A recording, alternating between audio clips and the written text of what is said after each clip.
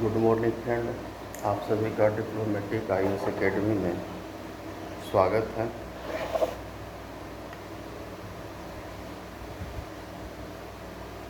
ये हमारा दूसरा लेक्चर है मध्यकालीन भारत का। इससे पहले पहला लेक्चर आपको यूट्यूब पर पोस्ट किया गया है। उस क्लास में हमने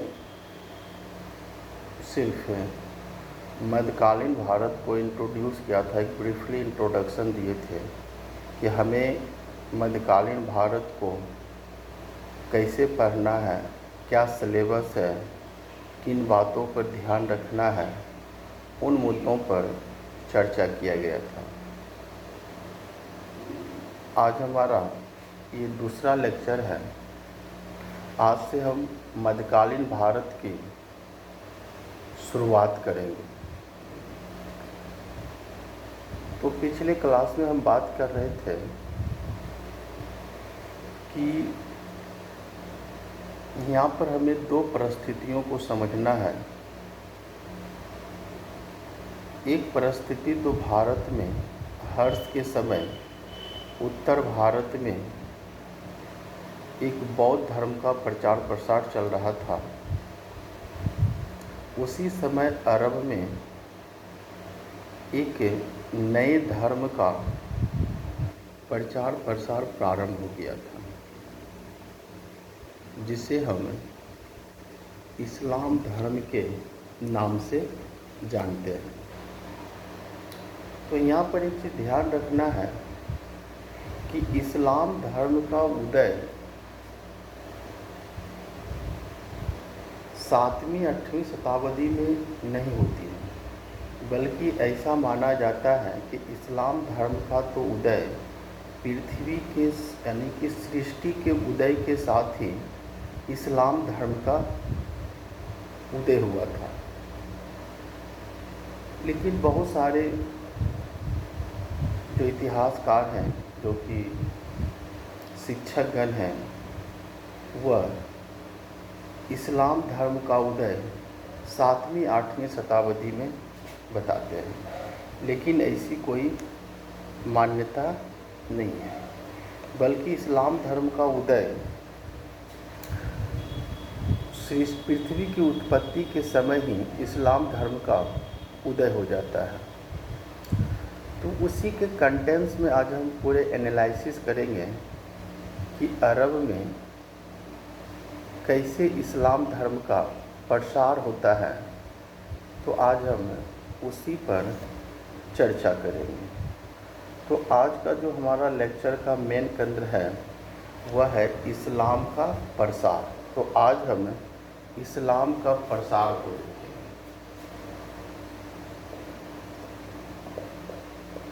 इस्लाम का प्रसार, इसको बहुत सारे टीचर इस्लाम का उदय बताते हैं, जो कि गलत है। इस्लाम की उदय नहीं, इस्लाम की उदय के बारे में कहा जाता है सृष्टि की उत्पत्ति के साथ ही इस्लाम धर्म का उदय हो चुका था। यहाँ पर क्या होता है, प्रसार होता है। उदय और प्रसार में अंतर होते हैं। तो देखिए, इस टॉपिक के अंतर्गत हम क्या पढ़ेंगे, तो थोड़ा सा पहले हम एक फ्लो चार्ट बना लेते हैं कि इसमें हमें पढ़ना क्या क्या है। आराम से टॉपिक को समझिएगा। तो देखिए, इसके अंतर्गत पहले तो हम ये समझेंगे इसका सामान्य परिचय। पहले तो हम ये समझेंगे इसका सामान्य परिचय, इंट्रोडक्शन लेंगे इस्लाम के बारे में। सामान्य परिचय समझेंगे। जब ये समझेंगे तब यहाँ पर हम बात करेंगे कि पैगंबर साहब, तो थोड़ा सा हम पैगंबर साहब का परिचय लेंगे। दूसरा जो हमारा पाठ रहेगा पैगंबर साहब का परिचय, क्योंकि इन्हीं के समय में इस्लाम का प्रचार प्रारंभ होता है अरब में। इनको ज्ञान प्राप्ति से पहले इनको मोहम्मद साहब कहा जाता था। तो पैगंबर साहब कहें या मोहम्मद साहब कहें, बात ठीक है। इस पर हम चर्चा करेंगे। मोहम्मद साहब। तो ये हमारा दूसरा पार्ट रहेगा लेक्चर का, इसे हम समझने की कोशिश करेंगे। फिर यहाँ पर हम बात करेंगे इस्लाम की आस्था। इस्लाम की आस्था क्या है, उस पर हमारा एक परिचय होगा। तो तीसरा जो हम पाठ करेंगे वह रहेगा इस्लाम की आस्था। तो हम इस टॉपिक को कवर करेंगे। उसके बाद जब यहाँ से आप चीज़ को समझिएगा तब हम नेक्स्ट टॉपिक में बात करेंगे। आज जो आप देखते हैं शिया और सुन्नी के जो बीच में विवाद है, तो ये शिया और सुन्नी क्या है, इसका उदय कैसे होता है, उस पर हमारा फोर्थ पार्ट कवर किया जाएगा। ठीक है, यहाँ पर रहेगा शिया एवं सुन्नी विवाद। हम इस चीज़ को यहाँ पर कवर करेंगे। फिर जब हम इससे आगे बढ़ेंगे तो यहाँ पर हम बात करेंगे खलीफा से संबंधित, क्योंकि हम आगे बात करेंगे खलीफा से संबंधित अन्य तथ्य, तो ये हम समझेंगे। तो इस्लाम के प्रसार के दौरान इस टॉपिक के अंतर्गत हम इन सभी डायमेंशनों पर चर्चा करेंगे। तो यहाँ पर सबसे पहला जो हमारा टॉपिक होगा वह होगा सामान्य परिचय।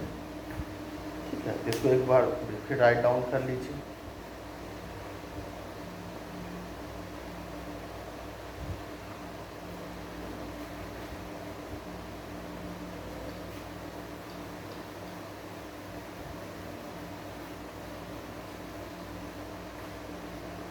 सामान्य परिचय।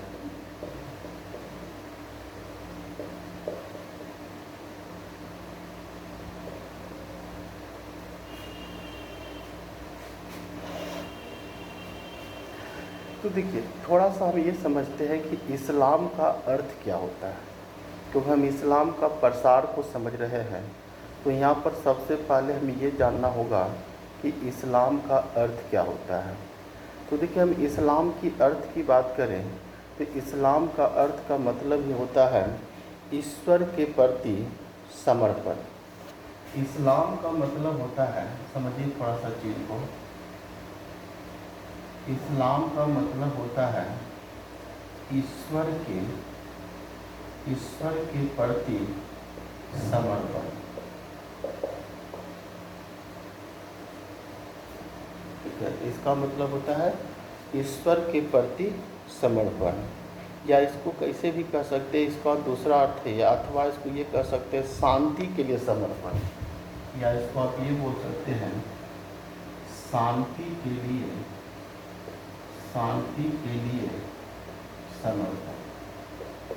तो ये इस्लाम का क्या है, शाब्दिक अर्थ है। ठीक है, तो लिखना चाहे तो एक लाइन लिख लीजिएगा। इस्लाम का शाब्दिक अर्थ है, इस्लाम का शाब्दिक अर्थ है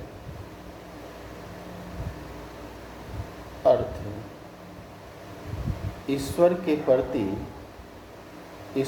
प्रति समर्पण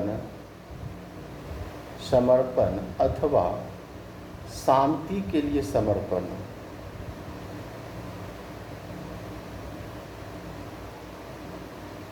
ठीक, अब यहाँ पर हम बात कर रहे हैं कि यहाँ पर हमें इस्लाम का प्रसार को समझ रहे हैं। इसको बहुत सारे टीचर इसको इस्लाम का उदय कहते हैं कि इस्लाम का उदय होता है। तो जितने भी इस्लाम के जो पवित्र बुक है उसमें इस्लाम के उदय के बारे में कहा जाता है कि जब पृथ्वी की निर्माण हो रहा था, जब इस सृष्टि का निर्माण हो रहा था, तो उसी समय इस्लाम का उदय हो चुका था। बस इस समय क्या होते हैं कि इस समय यहाँ पर इस्लाम धर्म का प्रचार प्रसार तेजी से होता है। उदय नहीं होता, उदय तो सृष्टि के साथ ही हो गया था, बल्कि इस समय इस्लाम धर्म का प्रचार प्रसार तेजी से होते हैं। और यह किनके समय काल में होते हैं? तो वह आपका पैगंबर साहब के समय में, पैगंबर साहब के समय में अरब में इसका प्रचार प्रसार तेजी से होने लगा। इसलिए यहाँ पर कभी भी ये नहीं समझिएगा कि यहाँ पर इस्लाम का उदय हुआ है। इस्लाम का उदय बहुत पहले हो चुका है, बल्कि पैगंबर साहब के समय यहाँ पर तेजी से इसका प्रचार प्रसार होता है। ठीक है, कहा जाता है कि इस्लाम धर्म में पैगंबर साहब से पहले भी 1,24,000 दूत इस पृथ्वी पर आए थे। ठीक है, ये पॉइंट ध्यान रखिए। कहते हैं कि पैगंबर साहब से पहले भी 1,24,000 दूत इस पृथ्वी पर आए थे। और जो संदेश होता है, जो ईश्वरीय संदेश होते हैं, वह पृथ्वी पर व्यक्तियों को देने के लिए भेजा गया था। तो यहाँ पर ध्यान रखिएगा कि इस्लाम धर्म में दूत की बात की जाती है। एक छोटा सा चीज़ समझिए, आराम से समझिए, फिर मैं सबको राइट डाउन भी करवा दूंगा। इस्लाम में ईश्वर द्वारा, आप कह सकते हैं कि इस्लाम में दूत शब्द का प्रयोग होता है। आइए हम हिंदू की बात करें तो हिंदू में हम अवतार की बात करते हैं, अवतार। तो कहने का मतलब हुआ कि इनका तो इस्लाम में जो दूत है, ये क्या होते हैं? ईश्वर का संदेश वाहक होता है, संदेश वाहक होते हैं।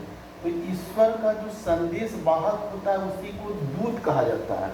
बल्कि यह दूत ईश्वर नहीं होते हैं, बल्कि यह ईश्वर के दूत होते हैं और ईश्वर के मैसेज को वह पृथ्वी तक लाते हैं। लेकिन हिंदू में क्या होता है? अवतार। जैसे कि आप सुनते होंगे कि ईश्वर ने खुद अवतार लिया, जैसे कि विष्णु ने कृष्ण के रूप में, राम के रूप में, ठीक है, बलराम ने लक्ष्मण के रूप में ईश्वर खुद पृथ्वी पर आते हैं। लेकिन यहाँ पर क्या कर रहा है कि ईश्वर पृथ्वी पर आते नहीं हैं, बल्कि वह अपने मैसेंजर को भेजते हैं। और हिंदू में क्या संकल्पना है कि ईश्वर यहाँ पृथ्वी पर अवतरित होते हैं। तो अवतार और दूत में क्या है? अंतर है। दूत कहाँ आते हैं? इस्लाम धर्म में दूत बोला जाता है, बल्कि हिंदू में अवतार कहा जाता है। तो इसको थोड़ा सा आप चीज़ को लिख लीजिएगा, इस शॉर्ट में थोड़ा सा टॉपिक डाल दीजिएगा, दूत।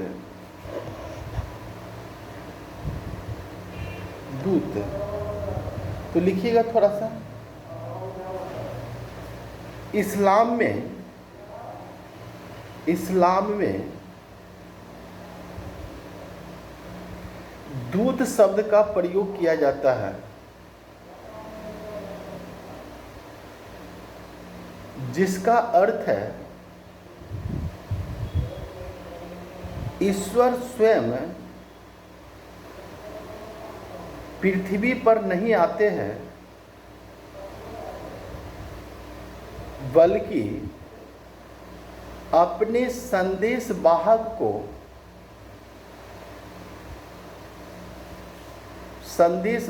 को किसी व्यक्ति के रूप में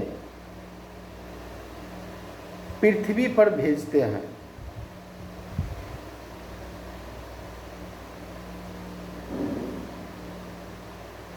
अब थोड़ा सा टॉपिक डाल दीजिएगा, अवतार। अवतार का अर्थ होता है ईश्वर स्वयं पृथ्वी पर आते हैं।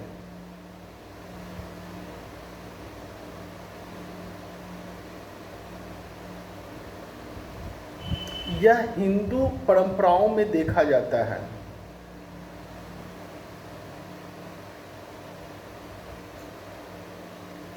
जैसे राम का अवतार, कृष्ण का अवतार, इत्यादि।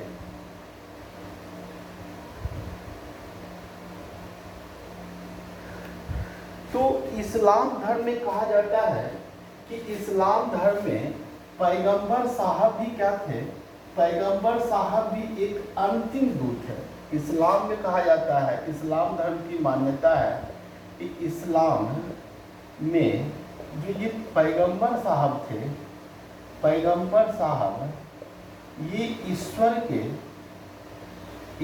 के अंतिम दूत थे, अंतिम दूत थे। यानी कि इसके बाद ईश्वर ने किसी दूत को पृथ्वी पर नहीं भेजे हैं। और पैगंबर साहब से पहले 1,24,000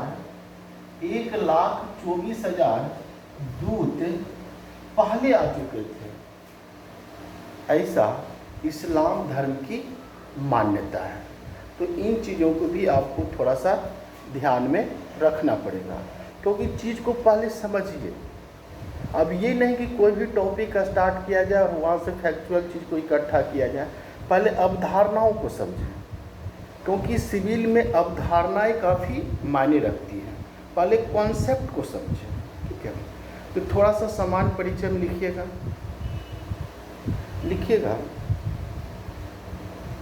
अब आप जितना भी मैं बताया हूँ उसको एक शॉर्ट में एक राइट डाउन करवा देता हूँ। हर एक चीज़ को सामान्य परिचय टॉपिक डाल दीजिएगा। अब उसके अंतर्गत लिखिएगा इस्लाम का शाब्दिक अर्थ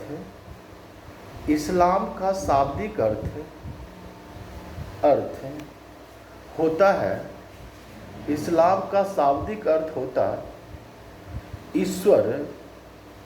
ईश्वर के प्रति समर्पण अथवा शांति के लिए समर्पण। पैराग्राफ चेंज कीजिएगा। इस्लाम सृष्टि के रचना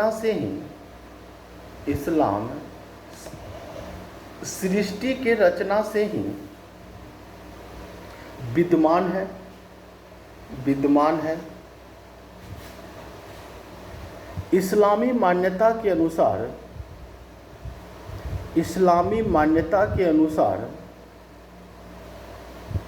ईश्वर ने धरती पर मनुष्यों के मार्गदर्शन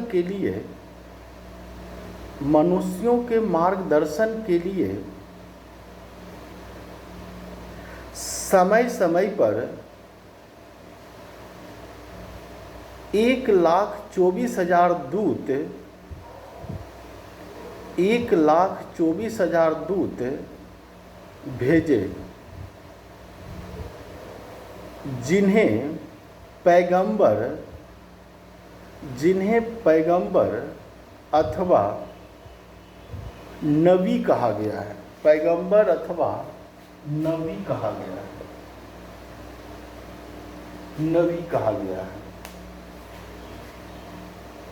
पैराग्राफ चेंज कीजिएगा।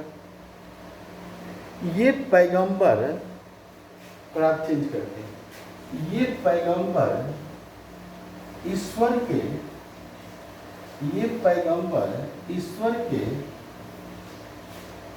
के अवतार नहीं होते। ये पैगंबर ईश्वर के अवतार नहीं होते, बल्कि संदेश वाहक होते हैं। ध्यान रखिएगा, अवतार नहीं होते बल्कि संदेश वाहक होता है, यानी कि मैसेंजर होता है। ये ईश्वर के मैसेज को लेकर आते, ईश्वर खुद नहीं आते हैं। लेकिन हिंदू धर्म में क्या माना जाता है? ईश्वर खुद पृथ्वी पर आते हैं। और इस्लाम धर्म में मान्यता है कि ईश्वर पृथ्वी पर खुद नहीं आते हैं, बल्कि किसी संदेश वाहक को पृथ्वी पर अपनी संदेश को लेकर भेजते हैं और कहता है कि संसार में जितने भी व्यक्ति हैं उसका मेरा संदेश पहुंचा दो कि ईश्वर का क्या कहना है। तो देखिए, दोनों धर्म में क्या है? दूत और अवतार में अंतर दिखाई देता है, लेकिन लोग दोनों को सेम ही समझते हैं।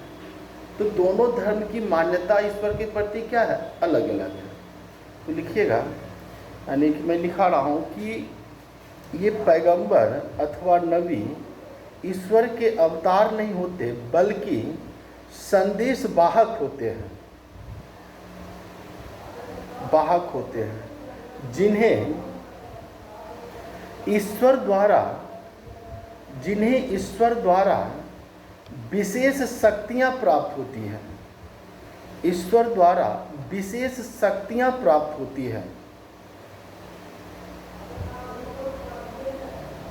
इसलिए इस्लाम में पैगंबर को खुदा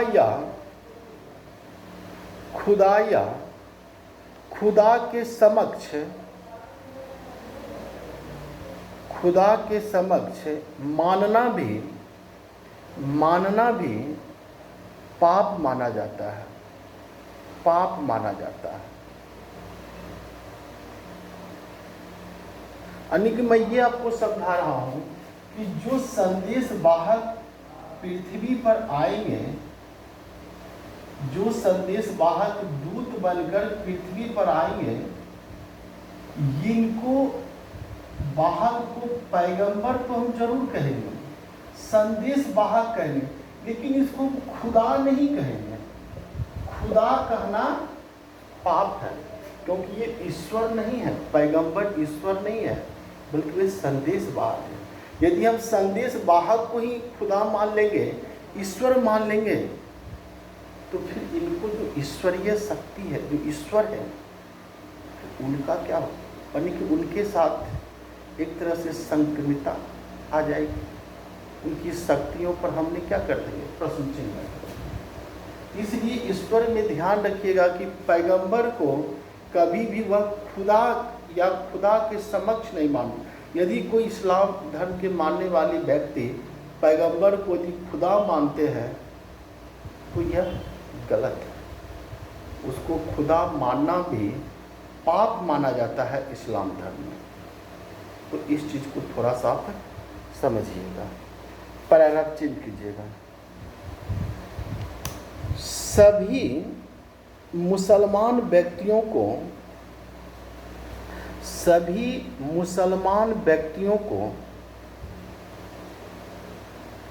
सभी पैगंबरों का मानना, सभी पैगंबरों कहने का मतलब क्या हुआ कि आप सीधे मोहम्मद साहब को ही नहीं मानिएगा, बल्कि 1,24,000 जो दूत हैं इनको भी मानना पड़ेगा और पैगंबर साहब को भी मानना पड़ेगा।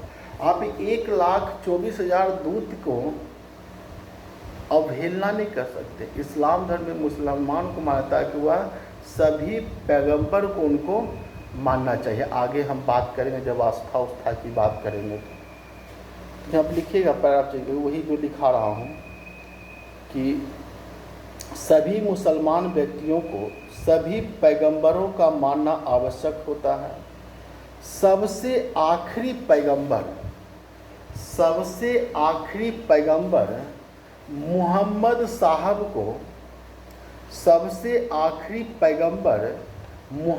साहब को माना जाता है और 7वीं शताब्दी में इन्हीं के द्वारा इस्लाम को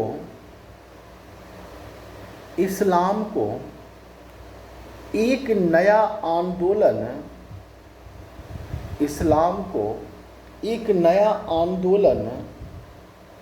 का रूप दे दिया गया। एक नया आंदोलन का रूप दे दिया गया। अतः इस्लाम का प्रचार प्रसार इस्लाम का प्रचार प्रसार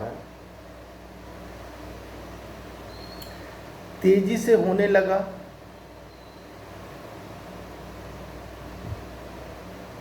इसी को सामान्यतः लोग इस्लाम के उदय के रूप में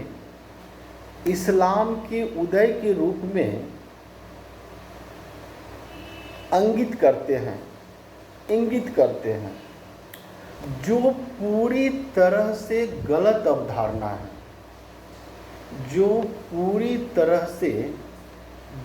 अवधारणा है। यदि कोई ये समझते हैं कि इस्लाम का उदय 7वीं शताब्दी में हुआ है, तो उनको इस्लाम धर्म के बारे में विशेष जानकारी नहीं है, अधूरी ज्ञान है। क्योंकि यह साबित हो चुका है कि इस्लाम का उदय पृथ्वी के सृष्टि के साथ हुआ था और पैगंबर साहब से पहले भी ईश्वर के बहुत 1,24,000 दूत पृथ्वी पर आए थे और ईश्वर के संदेश को व्यक्तियों तक पहुंचाए थे। तो वह सिर्फ किसी विशेष क्षेत्र में किसी विशेष वर्गों को वह संदेश देकर उनकी मृत्यु हो जाती थी। लेकिन ऐसा इस्लाम धर्म में माना जाता है कि पैगंबर साहब को जो ईश्वर थे वह अपने संदेश को किसी विशेष क्षेत्र में नहीं, किसी विशेष वर्ग के लिए नहीं भेजा है, बल्कि पैगंबर साहब को ईश्वर ने अपना दूत बनाकर अपना संदेश को पूरे पृथ्वी के व्यक्तियों के लिए भेजा है।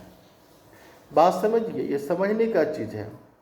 पैगंबर साहब से पहले जो भी दूत आए थे वह किसी विशेष क्षेत्र या किसी विशेष वर्ग के लोगों को संदेश देकर वे चले जाते थे, यानी मृत्यु को प्राप्त कर लेते थे। लेकिन जो पैगंबर साहब से कहा जाता है कि ये ईश्वर का अंतिम दूत था और इनका काम जो दिया गया था कि यह संदेश को आपको किसी विशेष क्षेत्र में नहीं पहुंचाना है, बल्कि पृथ्वी पर जितने भी व्यक्ति हैं उन सभी व्यक्तियों तक यह संदेश को आपको पहुंचाना है। तो इसका मतलब क्या है कि पैगंबर साहब के ऊपर जिम्मेदारियां अधिक थीं। किनके अपेक्षा? 1,24,000 पैगंबरों से ज़्यादा इनके ऊपर जिम्मेदारी थी। तब यह संदेश को पृथ्वी के सभी व्यक्तियों तक कैसे पहुंचाया जाएगा? तो उसके लिए इस संदेश को, यानी कि इस्लाम के संदेश को प्रसार करना पड़ेगा। और पैगंबर साहब ने यही काम किया, क्योंकि ये पूरे पृथ्वी के व्यक्ति का एक संदेश वाहक था, दूत था। तो इसीलिए इसने 7वीं शताब्दी में इस्लाम धर्म का प्रचार प्रसार तेजी से किया, ताकि यह धर्म पूरे विश्व के सभी व्यक्तियों तक पहुंच सके। यहाँ तक समझने में कोई दिक्कत तो आपको नहीं होना चाहिए। यदि कोई भी चीज़ को दिक्कत है तो हमारे व्हाट्सएप नंबर या कमेंट बॉक्स में इसको आप डाल सकते हैं, या हमसे आप पर्सनली, जो हमारा व्हाट्सएप नंबर है डिप्लोमेटिक IAS का, वहाँ पर भी आप इस चीज़ को कोई भी डाउट होता है तो वहाँ पर आप मुझे भेजकर इसको आप क्लियर कर सकते हैं। चलिए, ये जो हमारा था एक सामान्य परिचय था इस्लाम के प्रसार का। ये जो हमारा पहला टॉपिक था कि आखिर क्या कारण था कि 7वीं शताब्दी में इस्लाम का प्रसार तेज़ी से होता है, तो इसके पीछे क्या अवधारणाएं थी, उसे हम आपको देने की कोशिश किया। और आशा है कि आप इस चीज़ को समझ चुके होंगे। ठीक है, और इसका मैं PDF भी आपको प्रोवाइड कर दूंगा। ठीक है, तो उसके बाद देखिए एक चीज़ और ध्यान रखिएगा। हिंदू धर्म में ऐसी मान्यता है कि ईश्वर जो हैं पृथ्वी के कण कण में निवास करते हैं। हिंदू धर्म की जो मान्यता है कि जो ईश्वर है वो पृथ्वी के कण कण में निवास करती है। तो यदि पृथ्वी के कण कण में निवास करती है तो इसका मतलब होता है कि ईश्वर पृथ्वी पर कुछ तो गंदी बस्ती होती है, गंदी जगह होते हैं। इसका मतलब है कि वह भी तो पृथ्वी का एक कण का पार्ट है। जैसे शौचालय का हम एग्जाम्पल ले लेते हैं, शौचालय भी तो एक तरह से कण है। क्या उसका मतलब उसमें भी ईश्वर का निवास है? तो थोड़ा सा सोचने की चीज़ है। लेकिन इस्लाम धर्म में क्या है, तो इस्लाम धर्म में इसी चीज़ को अलग ढंग से माना जाता है। तो उसमें कहते हैं कि सब कुछ, यानी कि इस पृथ्वी या सृष्टि पर सब कुछ खुदा ने बनाया है। इस सृष्टि के सब कुछ को खुदा ने बनाया है, लेकिन इस सृष्टि के सब कुछ में खुदा है, यह इस्लाम नहीं मानता है। तो देख रहे, हिंदू और इस्लाम में अंतर हो जाता है। हिंदू कहते हैं इस पृथ्वी की सृष्टि के कण कण में खुदा है, यानी कण कण में ईश्वर है। तो इसका मतलब है इस पृथ्वी की गंदी चीज़ों में भी क्या है, ईश्वर निवास कर रहे हैं। अब मानिए कि शौचालय में, शौचालय के कण में ईश्वर भी वास कर रहे हैं। तो ईश्वर की जो श्रेष्ठता है उस पर थोड़ा सा विचार करने की जरूरत है, ठीक है। तो कहीं पर थोड़ा सा लिख लीजिएगा, ये पॉइंट बनाता है। इस्लाम धर्म में, नोट पर बना के लिए, इस्लाम धर्म में एक मान्यता है कि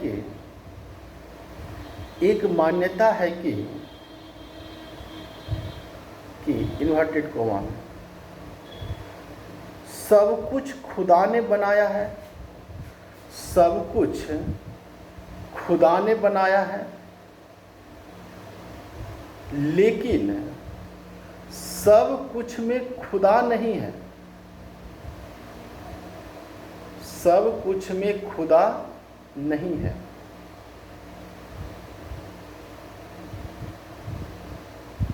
यह इस्लाम की मान्यता है, ठीक है। इन्वर्टेड कोमा बंद करके लीजिएगा, यह इस्लाम की मान्यता है। यानी कि इसका मतलब क्या हुआ कि अर्थात करके लिख लीजिए, अर्थात इस्लाम धर्म में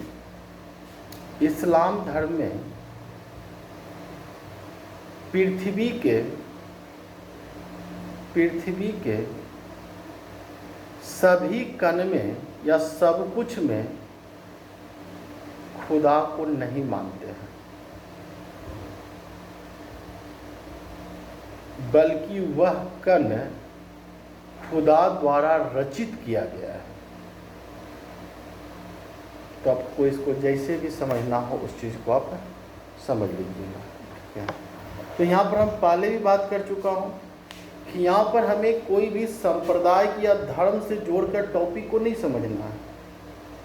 इस पूर्वाग्रह की मानसिकता से निकलकर मध्यकालीन भारत को समझिएगा, तभी आप इतिहास को समझ पाइएगा। अब इसमें ये नहीं कि कोई हिंदू धर्म के व्यक्ति हैं तो उनको लगे कि ऐसा क्यों हो गया, हमारी मान्यता है। तो हम क्या बोले कि मध्यकालीन भारत में अरब से हमें एक नए विचार, एक नए धर्म, एक नए सोच के साथ इस्लाम का प्रवेश होगा भारत में। तो जो उनकी अवधारणाएं हैं तो वह जब तक जानिएगा नहीं तब आप फिर मूल्यांकन कैसे कर पाइएगा कि जब इस्लाम का भारत में प्रवेश होता है तो उसमें क्या क्या प्रभाव डाला, क्या बदलाव किया। तो ये सब जानने के लिए हमें ये बेसिक चीज़ को जानना जरूरी होता है। अब हम अपने लेक्चर को दूसरे भाग में शिफ्ट कर रहा हूँ। वह टॉपिक डाल दीजिएगा आखिरी पैगंबर। अभी जस्ट बताया हूँ इस्लाम धर्म में आखिरी पैगंबर किनको माना जाता है, मोहम्मद साहब को। तो टॉपिक डाल दीजिएगा आखिरी पैगंबर मोहम्मद साहब।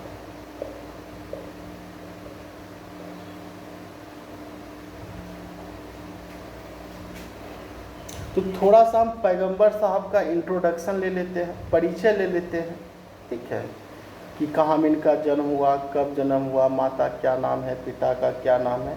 एक समान परिचय यहाँ पर हम आपको एक पैराग्राफ में लिखा देता हूँ, ठीक है। तो लिखिएगा, थोड़ा सा लिखिएगा। पैगंबर साहब का जन्म, पैगंबर साहब का जन्म 20 अप्रैल 570,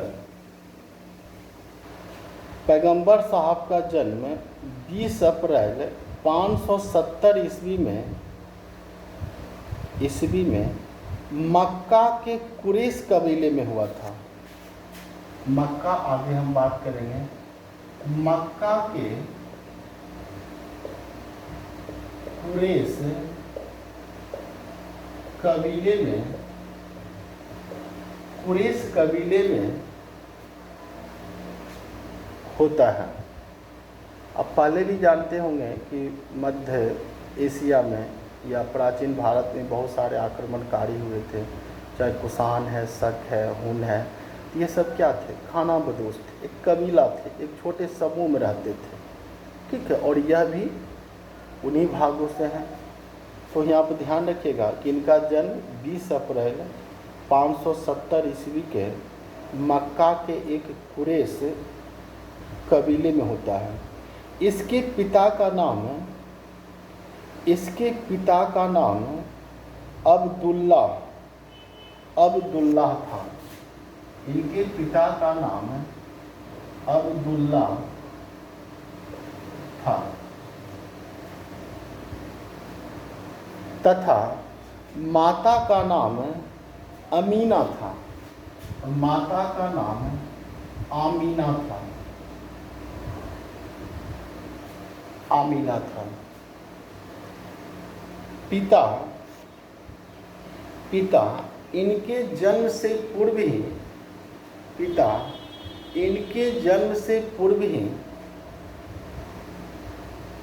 गुजर गए थे,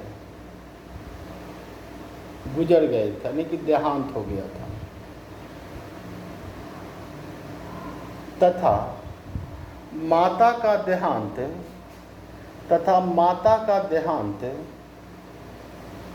जन्म के 6 वर्ष बाद हो गया। माता का देहांत जन्म के 6 वर्ष बाद हो गया। जब इनकी माता और पिता चल बसते हैं तो इनकी जो जिम्मेदारी होती है, यानी कि पैगंबर साहब का पालन पोषण का जो जिम्मेदारी है वह इनके दादा को चला जाता है। दादा इनका पालन पोषण करते हैं। तो इसलिए इनके दादा का नाम क्या था? इसके दादा का नाम था मुतलतिब। इनके जो दादा के नाम थे मुतलतिब, लिख लीजिएगा। इनके ऐसे लिखिएगा प्राचीन के, पैगंबर साहब के दादा का नाम मुतलतिब था।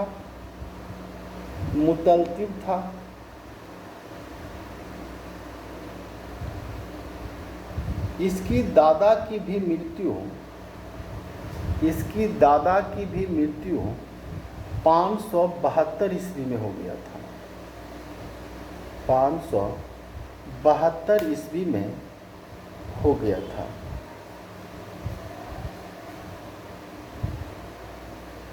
अब इनके पालन पोषण की जिम्मेदारी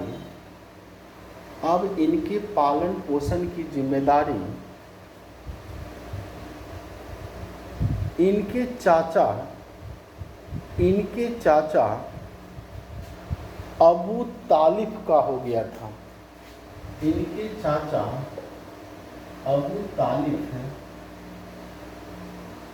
के पास चला गया था।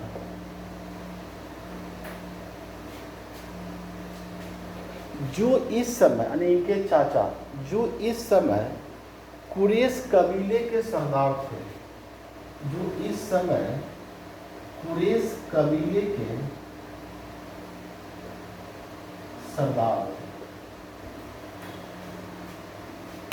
तो देखिए मोहम्मद साहब का जब जन्म होता है तो ये कहा जाता है कि काफ़ी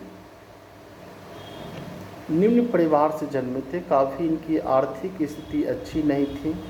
इनके चाचा भले ही कबीले का सरदार था, तो यहाँ पर आर्थिक रूप से नहीं बल्कि एक सम्मान था। इनके चाचा की जो नैतिकता थी, इंसानियत था, उसको ध्यान में रखकर इन्हें कुरैशी कबीले का सरदार बनाया गया था। काफ़ी नैतिक थे, तो इन्हीं के संरक्षण में पैगंबर साहब का पालन पोषण होता है। तो कहा जाता है कि इनकी आर्थिक स्थिति इतनी कमज़ोर थी कि पैगंबर साहब बचपन में अपने चाचा का जो बकरी का समूह होता था उनकी देखरेख करता था। एक तरह से बकरियां चराया करते थे। पैराग्राफ चेंज कीजिएगा। पैगंबर साहब का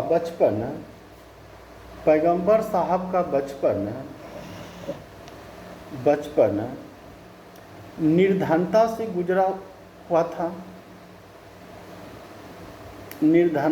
गुजरा हुआ था। इनके चाचा की आर्थिक स्थिति सही नहीं थी। बचपन में पैगंबर साहब बकरियों की समूह की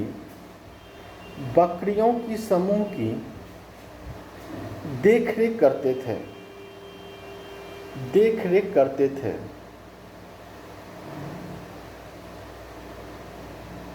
लेकिन बचपन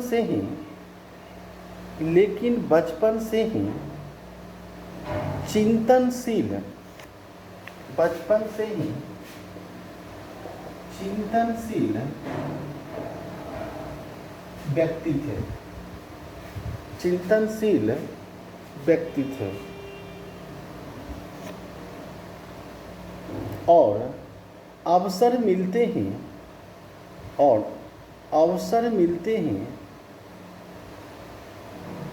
नए विचारों में मग्न हो जाते थे।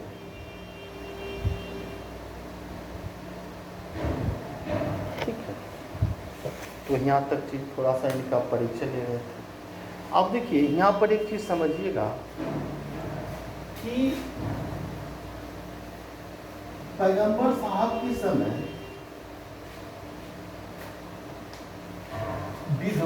विधवा की स्थिति क्या थी? काफी दयनीय था। देखिए ये हम भारत की बात नहीं कर रहे हैं, ये अरब की बात कर रहा हूँ, मक्का की तरफ में बात कर रहा हूँ, क्योंकि अभी पैगंबर साहब मक्का में हैं।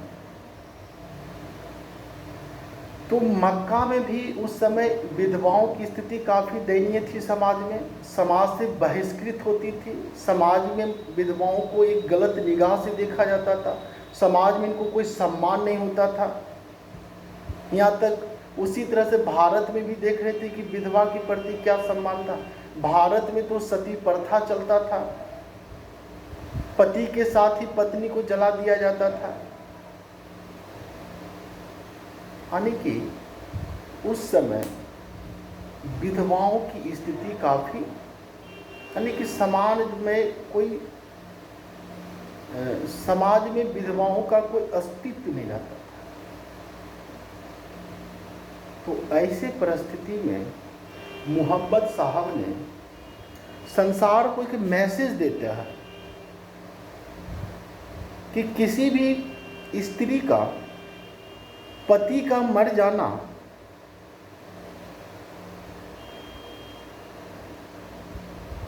और उनके साथ किसी स्त्री को जला देना, या जब वह स्त्री विधवा धारण करती तो उनके साथ समाज में गलत निगाह से देखना, यह उचित नहीं है। तो इन परंपराओं को पैगंबर साहब तोड़ते हुए 40 साल की विधवाओं से वह स्वयं विवाह करते हैं। और एक संसार को मैसेज देते हैं कि विधवाओं को भी समाज में जीने का उतना ही हक है जितना एक शादीशुदा महिलाओं को जीने का हक है। पति मर जाने से उस विधवाओं का समाज में सम्मान नहीं चला जाता है। पति किसी का मरना नहीं मरना ये ईश्वरीय कृपा होती है, इसमें वह महिलाओं का क्या दोष है जिसको कि समाज में सम्मान नहीं मिलता है। तो इसीलिए पैगंबर साहब ने अपनी उम्र 25 साल का था और उसने 40 साल की विधवाओं से विवाह करके एक समाज को मैसेज दिया था। आज भी आप देखते हैं, आज देखते हैं अपने समाज में हिंदू मुस्लिम में एक तनाव है। ऐसे में कुछ आईएएस ऑफिसर सेलेक्ट होते हैं तो हिंदू मुस्लिम में एक विवाह करके एक मैसेज देते हैं कि हम सब एक हैं। उसी तरह से पैगंबर साहब भी एक मैसेज दिए थे दुनिया को उस समय, जिस समय महिलाओं में खासकर विधवाओं की स्थिति दयनीय थी। उस समय भी पैगंबर साहब ने एक साहसी का काम किया था। तो पैराग्राफ चेंज करके लिखिएगा, जिस समय पूरी दुनिया में विधवाओं को सम्मान की दृष्टि से नहीं देखता था, उसे तमाम तरीके की प्रताड़ना झेलनी पड़ती थी। उसने 25 वर्ष की अवस्था में, यानी पैगंबर साहब 25 वर्ष की अवस्था में 40 वर्ष की विधवा जिनका नाम था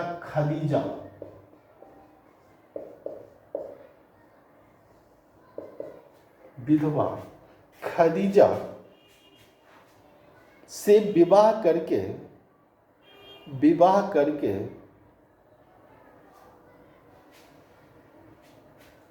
विधवाओं के प्रति समाज को एक सकारात्मक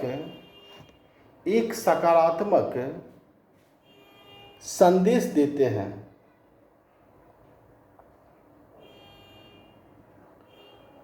और अही खदीजा, ध्यान रखिए, इस लाइन को ध्यान रखिएगा, अही खदीजा इस्लाम में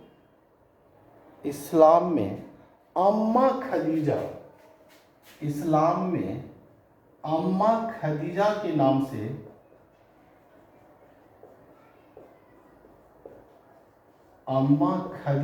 नाम से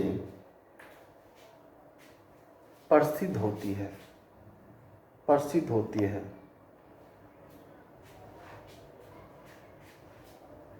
पैराग्राफ चेंज कीजिएगा।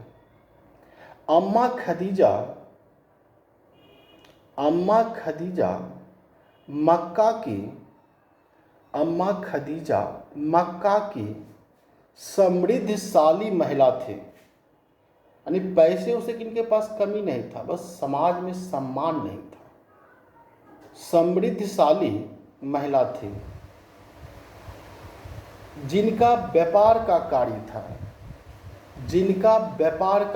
था और इनका व्यापार जो होता था सीरिया से चलता था। व्यापार का कार्य था जिनका व्यापार सीरिया से चलता था। ध्यान रखिएगा, चीज को थोड़ा सा कनेक्ट करना है आपको। अभी तक हम बात किए थे कि इस्लाम की बात करें तो अभी तक मोटे तौर पर मैं ये समझाया हूँ कि 1,24,000 पैगंबर आए थे इनके बाद एक अंतिम पैगंबर आता है जिसको आखिरी पैगंबर कहते हैं, वह आपका मोहम्मद साहब आते हैं।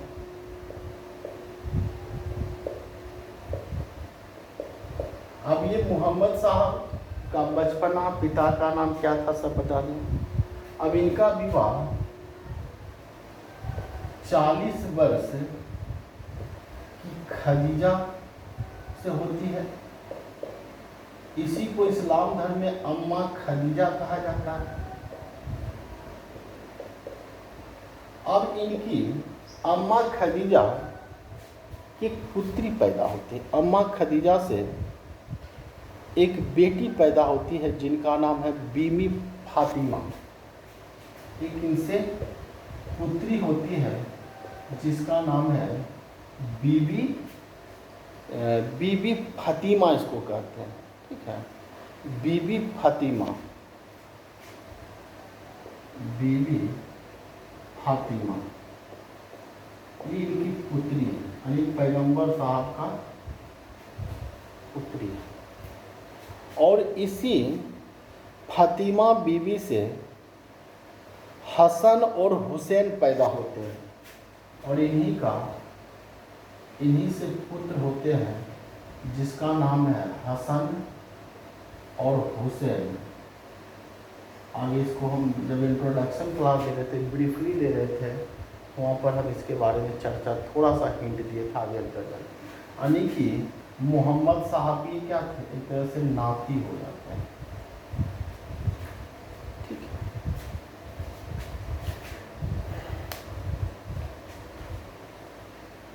तो ये जो इनका था, एक पैगंबर साहब के बारे में एक इंट्रोडक्शन था। पैगंबर साहब को हम थोड़ा सा इंट्रोड्यूस करते हैं।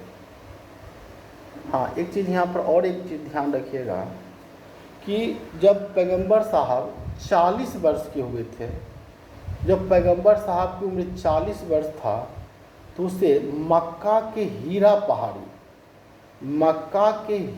पहाड़ी में उन्हें ईश्वरीय ज्ञान की प्राप्ति होती है। यह भी एक नोट पॉइंट है, ये भी लिख लीजिए, महत्वपूर्ण पॉइंट है। देखिएगा, जब पैगंबर साहब 40 वर्ष के थे तो उन्हें मक्का के हीरा पहाड़ी के एक गुफा में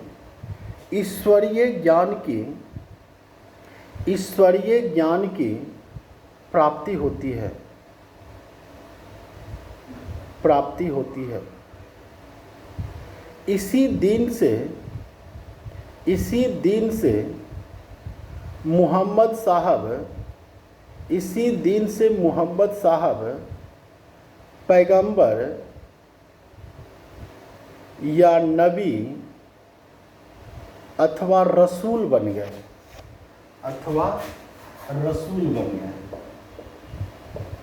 तो पैगंबर को आप रसूल बोलिए, नबी बोलिए या पैगंबर बोलिए, बात एक ही है। जब मोहम्मद साहब को ईश्वरीय ज्ञान की प्राप्ति होती है हीरा पहाड़ी में, उसी दिन से वह मोहम्मद साहब पैगंबर साहब बन जाते हैं, और उसी दिन से इनको रसूल या नबी भी कहा जाता है। फसल लिख लीजिएगा, पैराग्राफ चेंज करके। ज्ञान प्राप्ति के बाद अब यह ईश्वर के संदेश को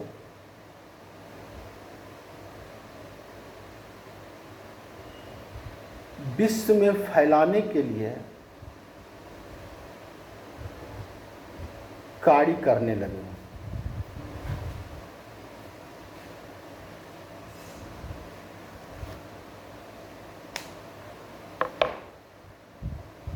आप देखिए, पैगंबर साहब जो थे मक्का में इनकी काफ़ी लोकप्रियता थी, क्योंकि पैगंबर साहब को एक नैतिक व्यक्ति मानते थे। मक्का में लोग इन्हें सम्मान देते थे,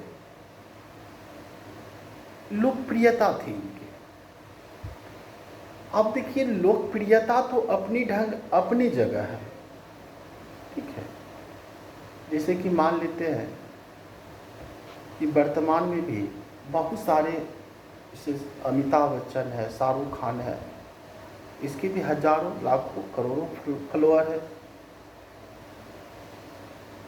लेकिन अमिताभ बच्चन जब ये कहने लगे, अमिताभ बच्चन का लोगों में एक सम्मान है, लेकिन जब अमिताभ बच्चन लोगों की धर्म को बदलने की बात करें, जो उनकी परंपरा है, परंपरा पर बात करने लगे, तो क्या आप सब अमिताभ बच्चन को फॉलो करने लगेगा? वो उनको कब फॉलो करते हैं? उनको एक्टर के रूप में फॉलो करते हैं। जब अमिताभ बच्चन या शाहरुख खान किसी विशेष धर्म या किसी विशेष परंपरा को गलत बताने लगे, उसकी जगह पर एक नई परंपरा थोपने लगे, तो उनकी देखिएगा लोकप्रियता अपने आप घटने लगेगी। वही हाल होता है पैगंबर साहब के साथ। मक्का में इनकी पहचान थी, लोकप्रियता था, लेकिन जब पैगंबर साहब को ईश्वरीय ज्ञान की प्राप्ति होती है, तो यह मूर्ति पूजा का विरोध करते हैं। क्योंकि उस समय अरब में भी मूर्ति पूजा होता था। तो थोड़ा सा चीज़ को समझिए यहाँ पर, फिर हम आगे बात करते हैं। देखिए, मूर्ति पूजा तो भारत में भी हो रहा है और मूर्ति पूजा अरब में भी हो रहा है, लेकिन दोनों में अंतर है। अभी हम यहाँ पर मूर्ति पूजा की बात करें तो अरब में जो मूर्ति पूजा होते थे, यहाँ पर पेड़ पौधे, पशु पक्षी, इनकी मूर्ति बनाकर पूजा होता था। इनकी मूर्तियों की पूजा होती थी, क्योंकि ये सब लोग इन्हीं को ईश्वर मानते थे, ईश्वर का रूप मानते थे। लेकिन भारत में क्या है, मूर्ति पूजा का एक अलग स्वरूप था। यहाँ पर देवी देवताओं की पूजा, उनको एक मानवीय रूप दिया जाता था। तो यहाँ पर मूर्ति पूजा है, लेकिन दोनों जगह क्या है, मूर्ति पूजा का तरीका अलग था। तो पैगंबर साहब क्या करते हैं कि जब इन्हें ईश्वरीय ज्ञान होता है, तो ये मक्का के लोगों को बताने लगते हैं कि मक्का के लोग ये सब पशु पक्षी पेड़ पौधे की मूर्ति लगाकर पूजा करते थे। इनकी लोकप्रियता थी, कोई दिक्कत नहीं, इसमें कोई डाउट नहीं था। लेकिन मूर्ति पूजा करना उस समाज की अपनी एक सांस्कृतिक पहचान है। और आप जानते हैं कि जब कोई व्यक्ति धर्म पर कटाक्ष करे और धर्म लोगों का आस्था का विषय होता है, यदि लोग उस पर प्रहार करते हैं, तो उसकी लोकप्रियता कितनी भी क्यों नहीं हो, उसकी लोकप्रियता धाराशाही हो जाती है। भारत में भी आप बहुत सारे चीज़ को देखते हो। उसी तरह से पैगंबर साहब इस्लाम धर्म के प्रचार प्रसार में यह कहते हैं कि ईश्वर निराकार है, ईश्वर का कोई आकार ही नहीं है। तो तुम सब इस मूर्ति में ईश्वर को कहाँ तलाश रहे हो? ये जिसे तुम ईश्वर मानते हो, ईश्वर का जब कोई आकार ही नहीं, तो तुम सब इसको आकार कैसे दे रहे हो? बड़ा लोगों को उठा हुआ लगा कि पैगंबर साहब पागल हो गया है क्या, और कि वो लोगों पर सीधे प्रहार करना। और वह तो एक तो यह कह रहे हैं कि ईश्वर निराकार है, इसका कोई आकार ही नहीं है। और जो दोनों समाज, यहाँ का जो समाज था, बहुत देववाद था, बहुत देववाद, यानी कि बहुत सारे देवताओं की, शेर का, बाघ का, कुत्ता का, बिल्ली का, चूहा का, सबका मूर्ति बनाकर पूजा करते थे। इसका मतलब है कि इनको ये ईश्वर मानते हैं, तो बहुत देर बात है। तो यह मोहम्मद साहब एक मैसेज देते कि ईश्वर निराकार है, उसका कोई आकार ही नहीं है। और दूसरा बात कहते हैं कि ईश्वर एक है, और इनके लिए ईश्वर क्या है, ईश्वर के बहुत सारे रूप हैं। जब ये पैगंबर साहब ईश्वर के संदेश को समाज में फैलाने लगे और यह कहने लगे कि ईश्वर निराकार है, जिसका कोई आकार नहीं है, ईश्वर एक है, बहुदेवावाद नहीं है, तो मक्का में इसका घोर विरोध होने लगा। यानी कि इसकी लोकप्रियता इतनी तेजी से गिरने लगी, कब मक्का में इसे जान बचाना भी मुश्किल हो गया। यानी कि इनके यानी कि इनकी अब जान पर भी खतरा है। अब इतनी ज़्यादा इनकी लोकप्रियता घटी, इतने ज़्यादा इनके दुश्मन पैदा हो गए कि इनको मक्का छोड़ने पर मजबूर हो जाते हैं। तो फिर हम आगे बात करते हैं कि मक्का छोड़कर कैसे मदीना शिफ्ट होते हैं, वो बात की बात है। तो पहले इतना चीज़ को थोड़ा सा राइट डाउन कर लीजिएगा, लिखिएगा पैराग्राफ चेंज करके। ज्ञान प्राप्ति के बाद पैगंबर साहब मक्का के लोगों को बताया कि संसार में एक ईश्वर है, यानी एकेश्वरवाद जिसको कहते हैं। संसार में एक ईश्वर है जो निराकार है, और शेष देवताओं का कोई अस्तित्व नहीं है।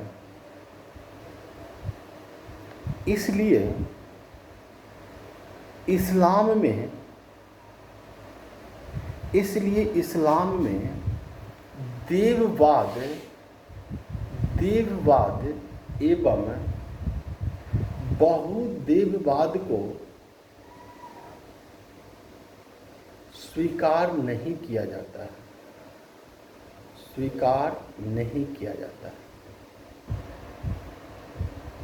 तो आज आपको क्लियर हो जाना चाहिए कि इस्लाम धर्म को मानने वाले मूर्ति पूजा का विरोध करते हैं। क्यों विरोध करते हैं? क्योंकि हम मूर्ति में ईश्वर को कोई आकार देने की कोशिश करते हैं, और ये बोल रहे हैं कि ईश्वर का कोई आकार ही नहीं, निराकार है, और निराकार को हम किसी रूप में बदल नहीं सकते हैं। इसलिए इस्लाम धर्म में मूर्ति पूजा नहीं की जाती है। कारण क्या है? ईश्वरीय संदेश जो पैगंबर साहब के द्वारा इस संसार में प्रचार प्रसार किया गया था। पैराग्राफ चेंज कीजिएगा। चूँकि मक्का ब्रैकेट में अरब में है, मक्का लिखिए, चूँकि मक्का ब्रैकेट में अरब का समाज मूर्ति पूजक एवं बहुदेववादी था। इसलिए मक्का के लोगों ने पैगंबर साहब का विरोध किया एवं मार डालने का प्रयास किया।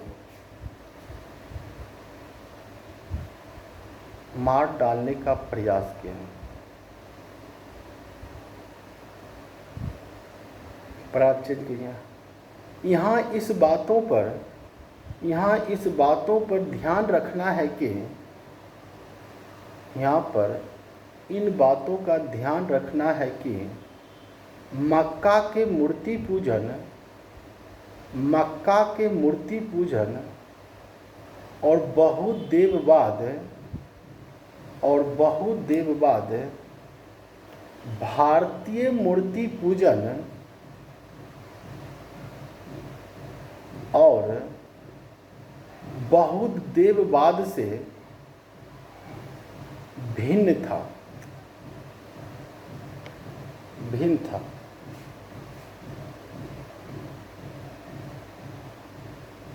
पैराग्राफ चेंज कीजिएगा। 619 ईस्वी में 619 ईस्वी में इनके चाचा थे, इनके चाचा अबू तालिब की मृत्यु हो जाती है। जो कुरैशी कबीला का सरदार था, अबू तालिब की मृत्यु हो जाती है। इसके पश्चात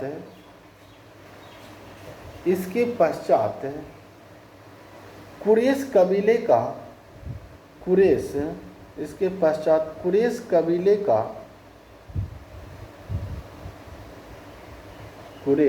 कबीले का सरदार बनता है।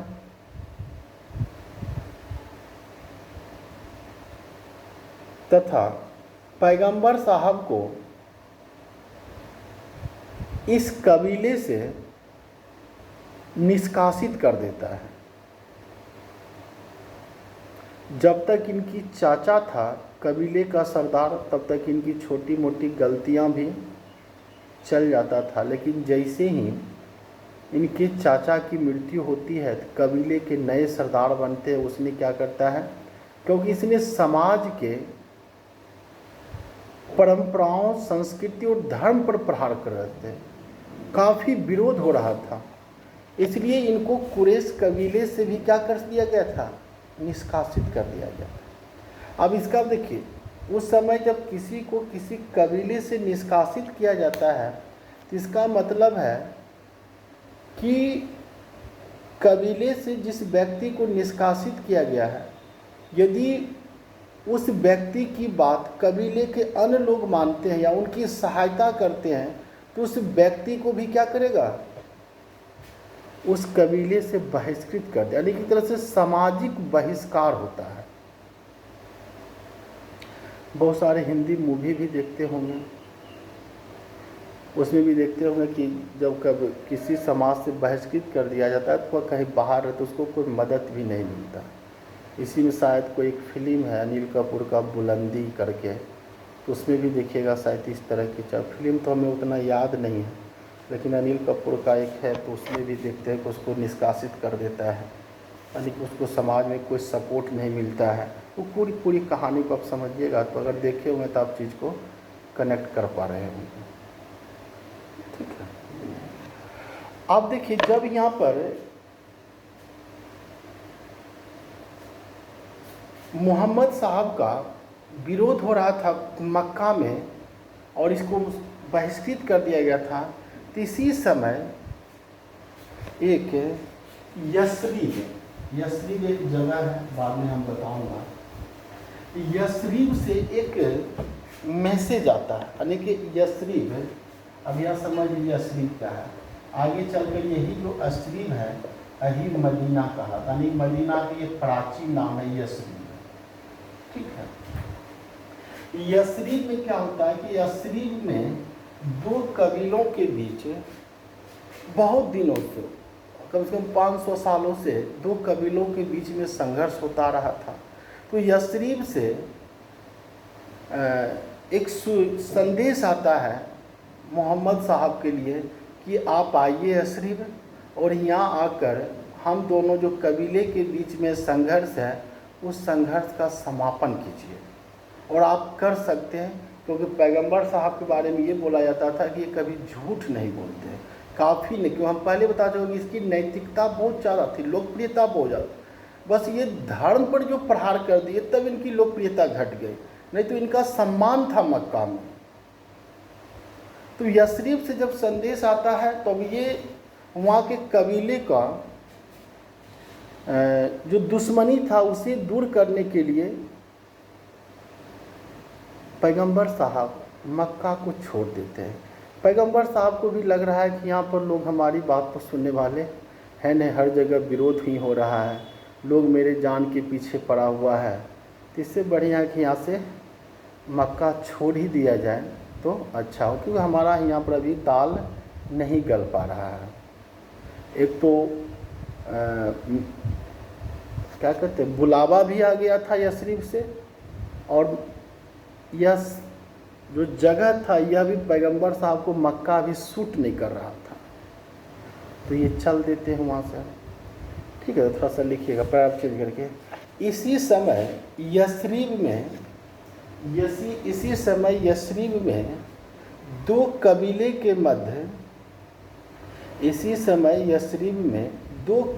के मध्य कई पीढ़ियों से चले आ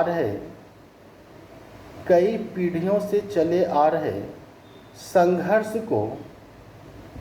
संघर्ष को समाप्त करने का बुलावा आया।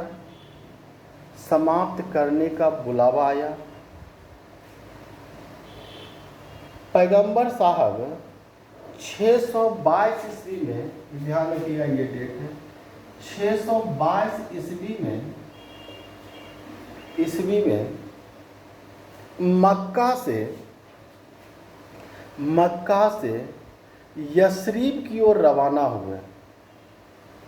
मक्का से यशरीब की ओर रवाना हुए, जिसे इस्लाम में हिजरत कहा जाता है। जिसे इस्लाम में हिजरत कहा जाता है। हिजरत कहा जाता है। इसी दिन से हिजरी संवत का शुरुआत माना जाता है, और इसी दिन से हिजरी संवत का शुरुआत माना जाता है। यानी कि मक्का से यशरीब, हम बताएं कि ये मदीना का प्राचीन नाम है। मक्का से यशरीब की ओर रवाना ही 622 ईस्वी को, इस रवाना को ही हम हिजरी कहते हैं। हमने एक स्थान से दूसरे स्थान को जाना, हिजरी कहा जाता है। और इसी दिन से हिजरी संवत, यानी कि इस्लाम में हिजरी संवत 622 ईस्वी से शुरुआत माना जाता है। तो हिजरी क्या है, हिजरी संवत क्या है, इसके पहले भी हमने प्राचीन भारत में बहुत सारे संवत की बात की है। तो कहने का मतलब हुआ, एक हिजरी संवत इसका 622 ईस्वी। तो इस चीज़ को आपको थोड़ा सा ध्यान रखिएगा। पैराग्राफ चेंज कीजिएगा। यशरीब पहुंचने के बाद उन दोनों कबीलों में समझौता करवा देने के कारण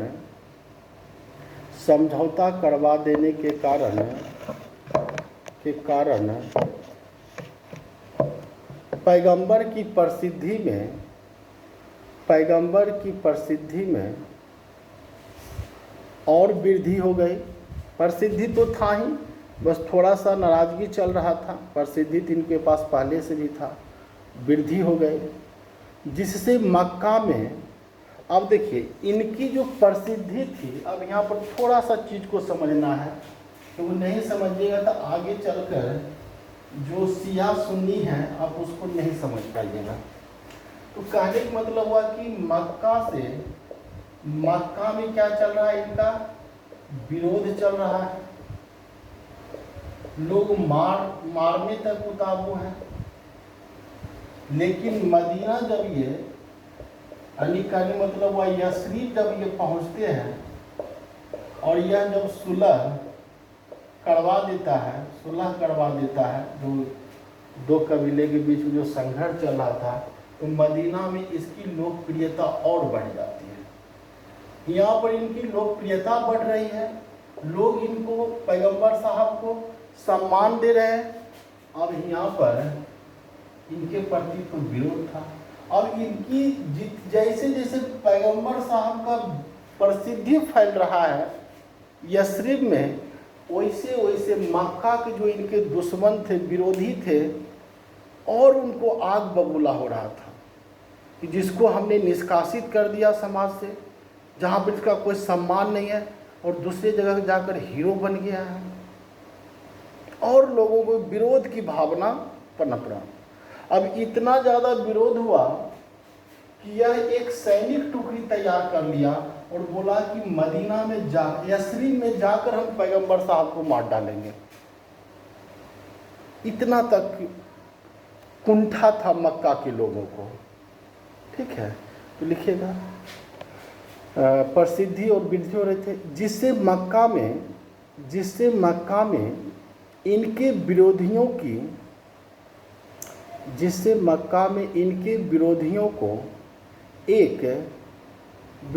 को यह असहनीय हो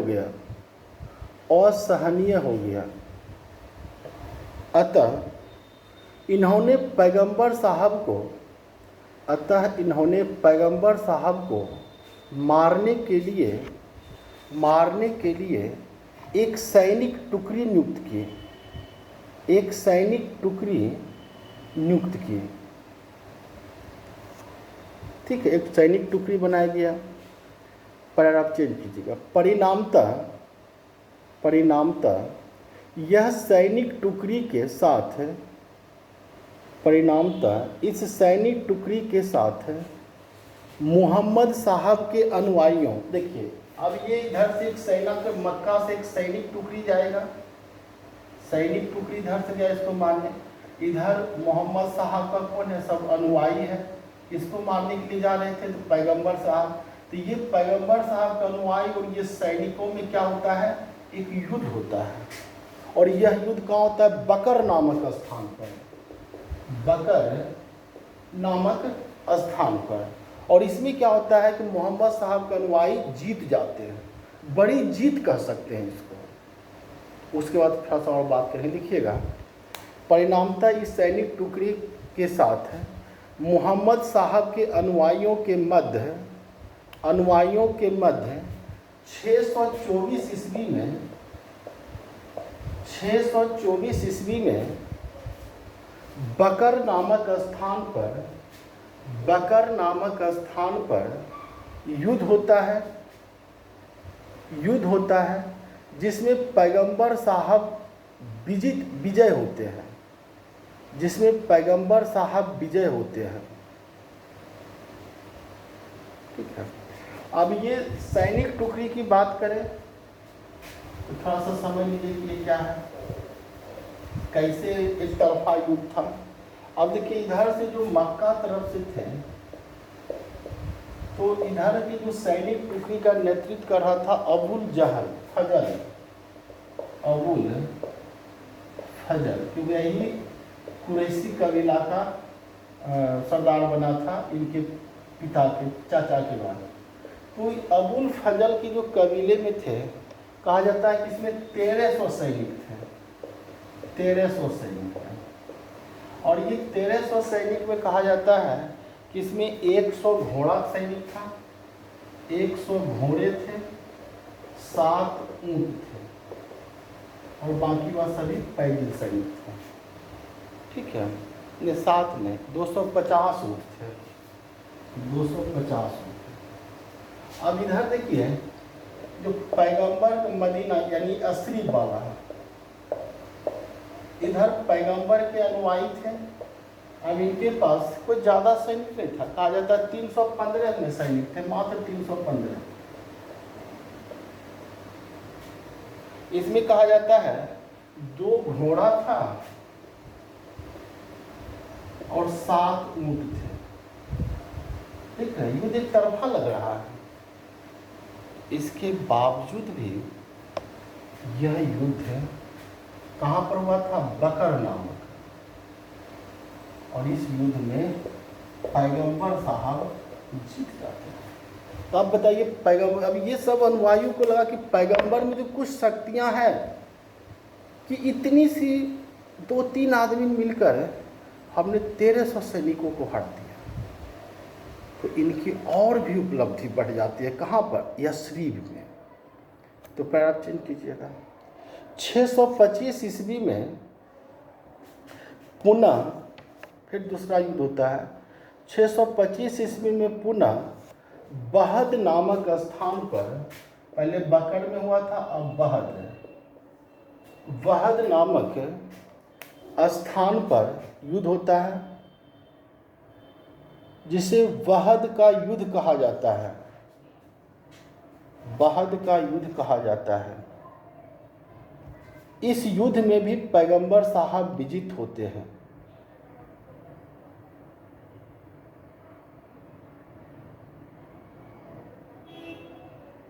पर आप चेंज कीजिएगा। लगातार युद्धों में विजय होने से, लगातार युद्धों में विजय होने से पैगंबर साहब की प्रतिष्ठा, पैगंबर साहब की प्रतिष्ठा एवं प्रभाव बढ़ने लगा। इसने यस्रीब को केंद्र बनाया, जो आगे चलकर मदीना के नाम से प्रसिद्ध हो गया। जो आगे चलकर मदीना के नाम से प्रसिद्ध हो गया। और मदीना का मतलब होता है पैगंबर का निवास स्थान। कभी पूछा जाए तो ध्यान रखिएगा, मदीना का अर्थ होता है पैगंबर का निवास स्थान।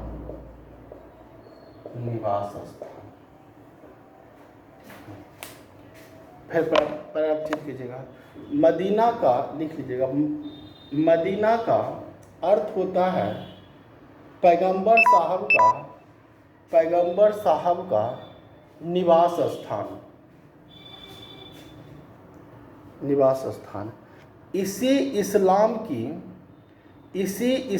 की पहली राजधानी माना जाता है।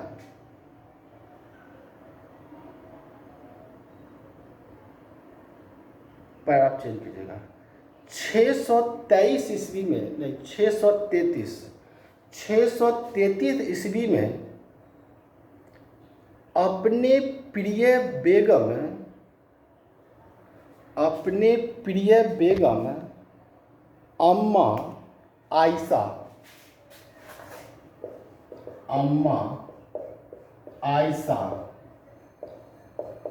प्रिय बेगम अम्मा आयशा के शयन कक्ष में प्राण त्याग दिए और यहीं पर इनकी कब्र बना दी गई। इनकी कब्र की गुंबद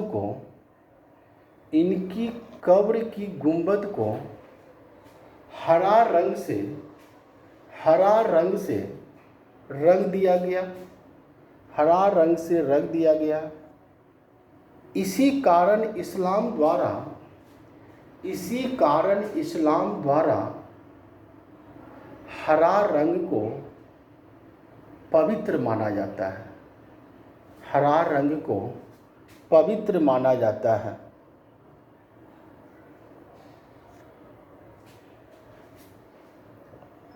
पैराग्राफ चेंज कीजिएगा। मोहम्मद साहब के बाद के उत्तराधिकारी को खलीफा कहा गया।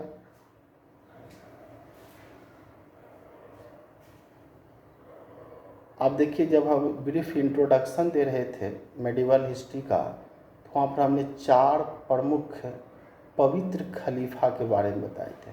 उसमें पहला था अबूल बकर सिद्दीकी। लिखिएगा, खलीफा कहा गया। खलीफा क्या होते हैं?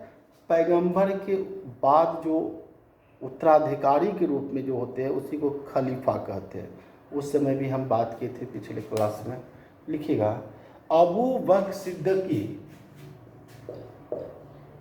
अबू बकर सिद्दीकी पहले खलीफा बनते हैं।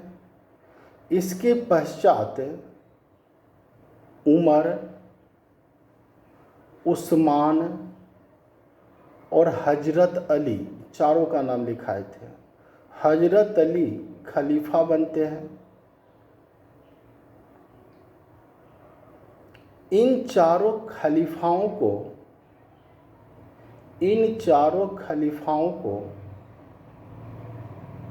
पवित्र खलीफा कहा जाता है क्योंकि इन्होंने पैगंबर साहब के उपदेशों को अक्षर सह जैसा वह बताए हैं अक्षर सह पालन किया था। इसलिए इन्हें पवित्र खलीफा कहा जाता है।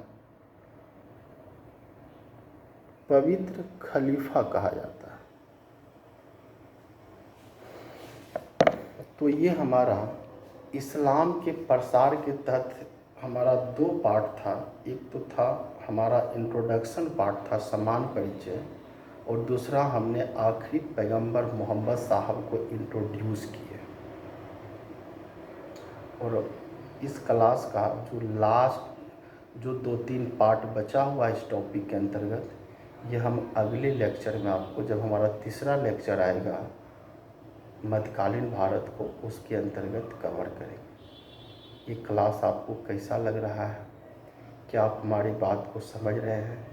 यदि क्लास अच्छा लगता है तो इसको अपने दोस्तों में शेयर करें, और बाकी इस चीज़ को, जो भी चीज़ पढ़ाया जाता है उसका एक अच्छा सा नोट्स बनाइए और हर एक चीज़ को समझिए। अगर कोई डाउट होता है तो आप हमारे व्हाट्सएप से कनेक्ट कर सकते हैं या फ़ोन भी कर सकते हैं। जब समय मिलेगा तो हम आपको इस चीज़ को सॉर्ट आउट करने की कोशिश करूँगा।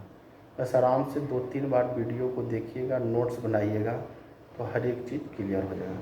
सभी लेक्चर हमारा पूरे मेडिवल हिस्ट्री का part by part, lecture by lecture 1 घंटे, सवा घंटे का एक सीक्वेंस ऑर्डर से आपके पास मिलते रहेगा। ठीक है, और कोशिश करूँगा कि आपको PDF भी हम लेक्चर का प्रोवाइड करते रहें। ठीक है, चलिए आप सबका बहुत बहुत धन्यवाद। आपका दिन शुभ।